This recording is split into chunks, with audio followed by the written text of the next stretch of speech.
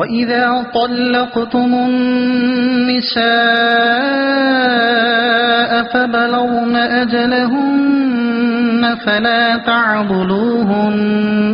فَلَا تَعْضُلُوهُنَّ أَن يَنكِحْنَ أَزْوَاجَهُنَّ إِذَا تَرَاضَوْا بَيْنَهُم بِالْمَعْرُوفِ ذَلِكَ يُوعَظُ بِهِ مَن كَانَ مِنكُمْ يُؤْمِنُ بِاللَّهِ وَالْيَوْمِ الْآخِرِ ذَلِكُمْ أَزْكَى لَكُمْ وَأَطْهَرُ وَاللَّهُ يَعْلَمُ وَأَنْتُمْ لَا تَعْلَمُونَ۔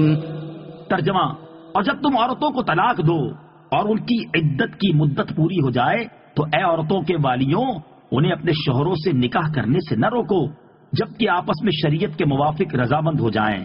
یہ نصیحت اسے دی جاتی ہے جو تم میں سے اللہ اور قیامت پر ایمان رکھتا ہو۔ یہ تمہارے لیے زیادہ ستھرا اور پاکیزہ کام ہے اور اللہ جانتا ہے اور تم نہیں جانتے۔